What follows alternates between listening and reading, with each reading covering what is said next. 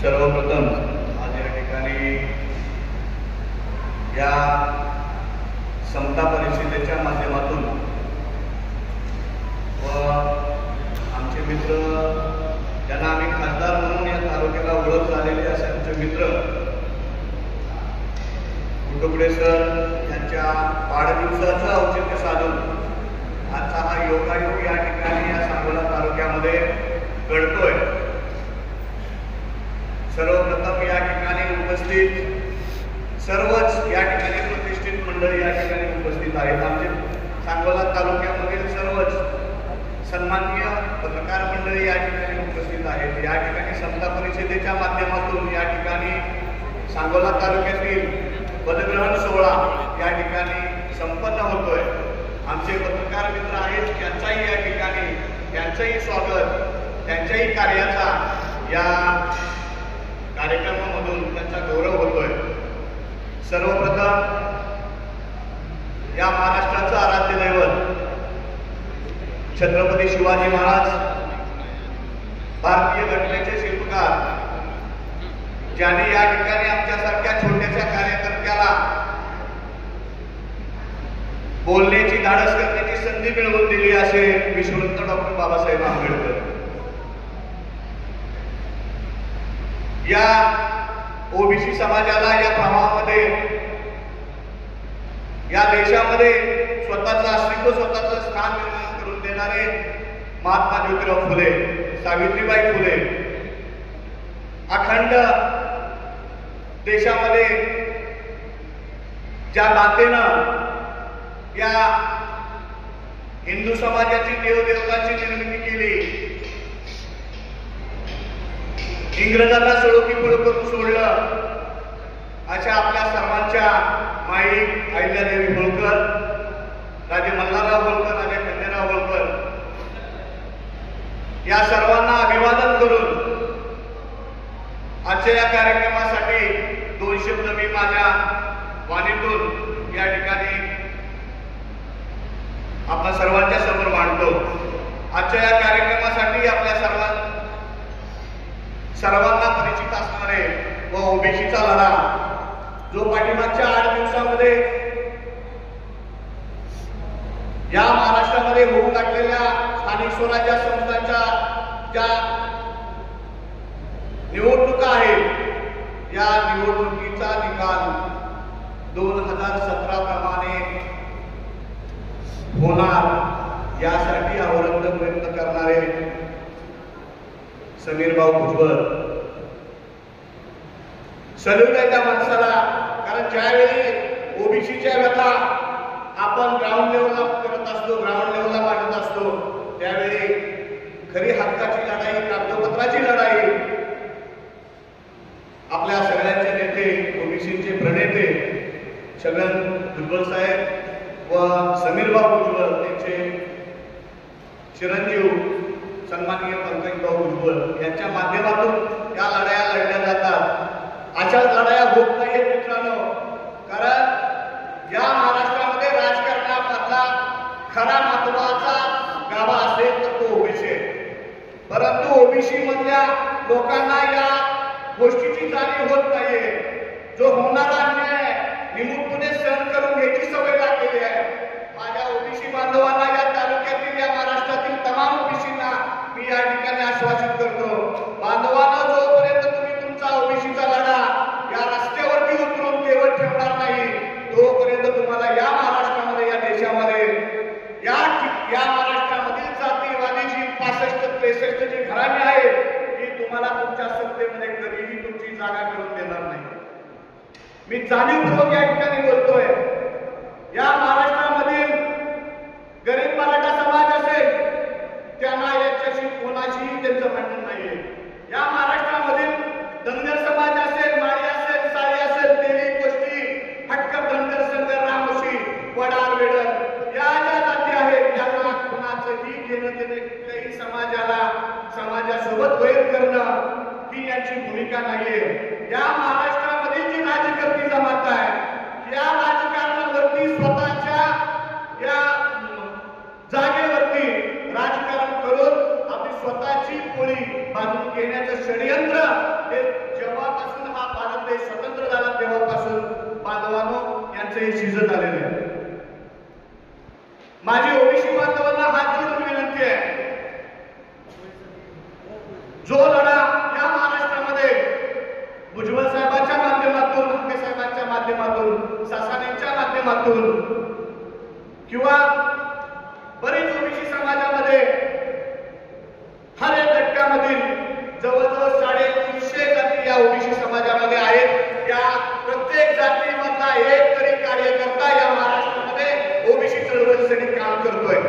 पण प्रामुख्याने ही 4-5 नावं जी आपण सर्वजण घेत असतो की आपल्या समोरची ही स्टेजवरील ही कागदोपत्री लढाई लढणारी ही माणसं आहेत. बांधवांनो, यांना आपल्यासारख्या असंख्य कार्यकर्त्यांची मोलाची गरज आहे, यांना साथीची गरज आहे.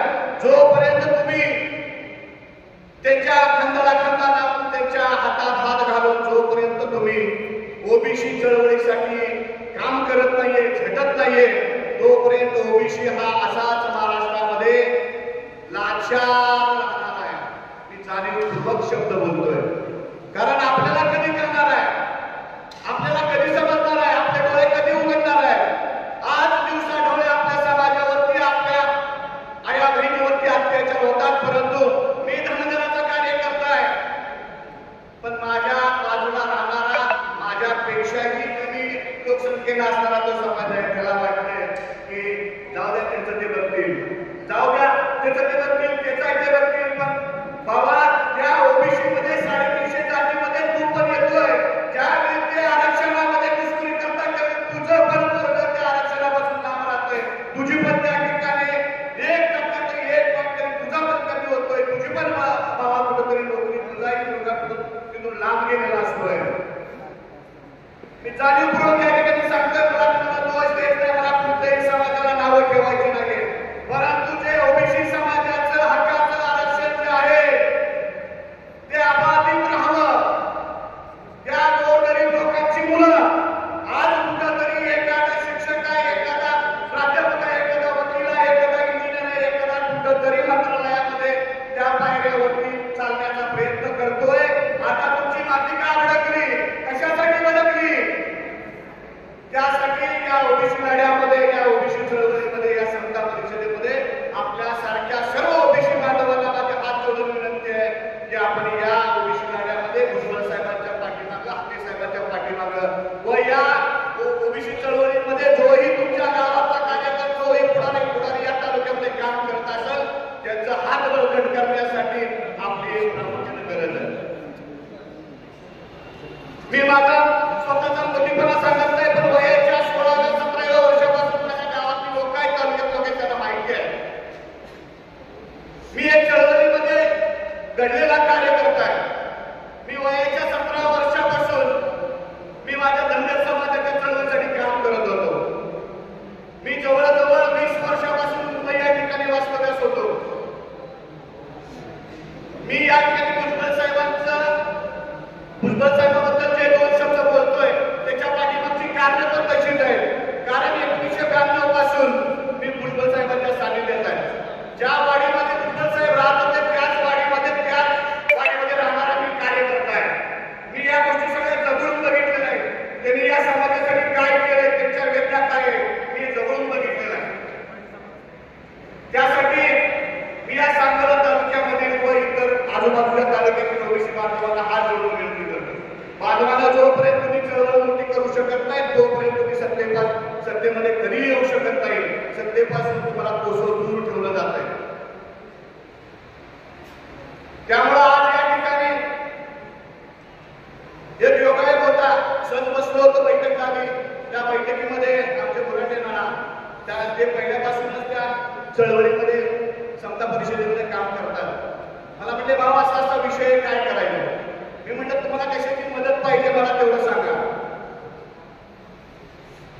तर त्यावेळी आमची चर्चा झाली आणि त्या चर्चेतून आजचा हा दिवस या ठिकाणी होतोय. या मंचावर उपस्थित या कार्यक्रमाच्या ज्या आज अध्यक्ष स्नेहाताई सोनकाटे यांच्याशी जवळजवळ 7 ते 8 वर्षापासून आमची ओळख आहे. त्यांचं राजकीय, सामाजिक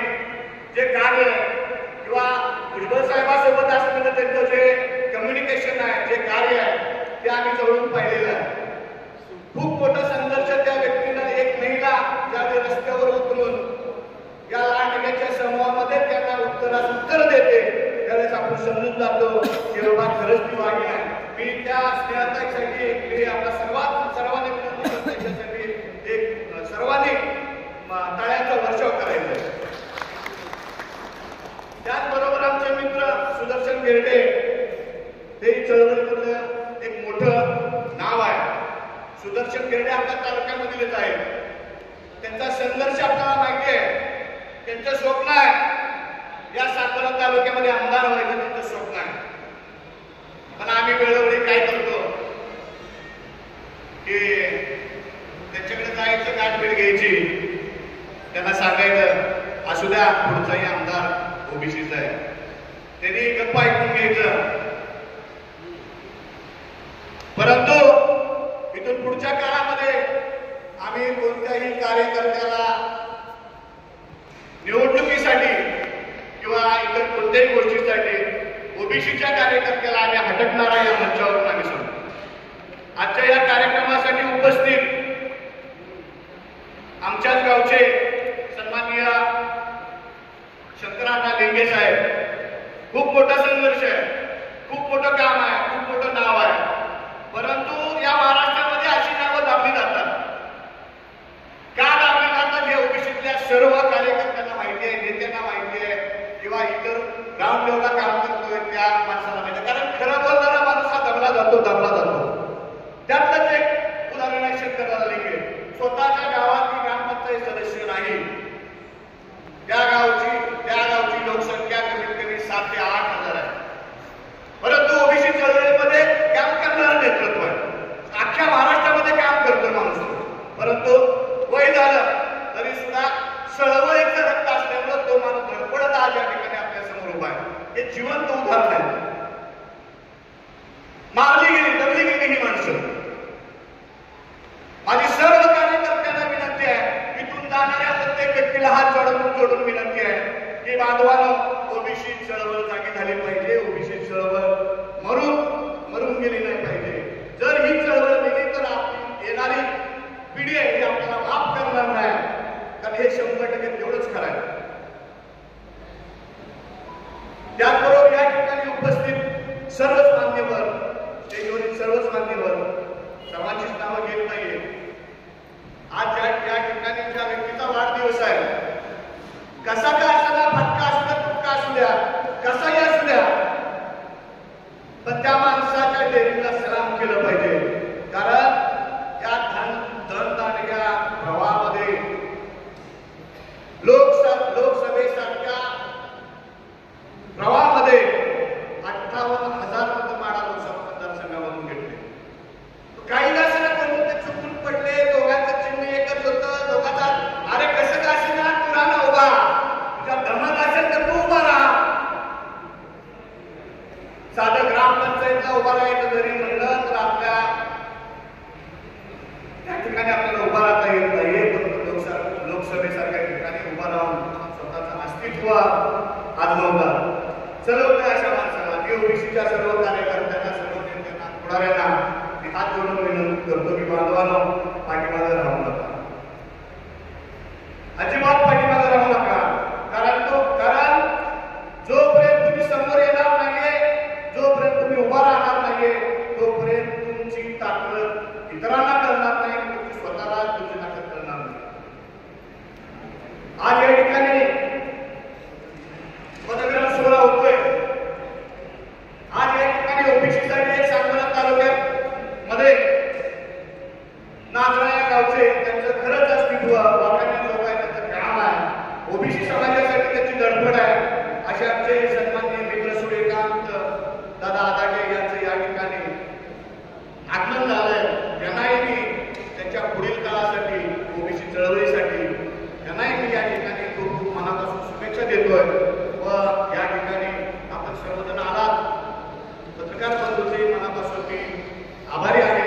कारण आपण आमच्यासारख्या छोट्या कार्यकर्त्यावरती विश्वास ठेवून या ठिकाणी आपण लोक किती जमले याचा विचार आपण करत असाल मनामध्ये. परंतु आम्हाला लोकांची पर्वा नाहीये, बाकी कुठल्या गोष्टीची पर्वा नाहीये. तुमच्यासारखी लोक या ठिकाणी सोन्यासारखे आले आणि अशा माणसाला आपल्या सत्याचा आधार आपण या ठिकाणी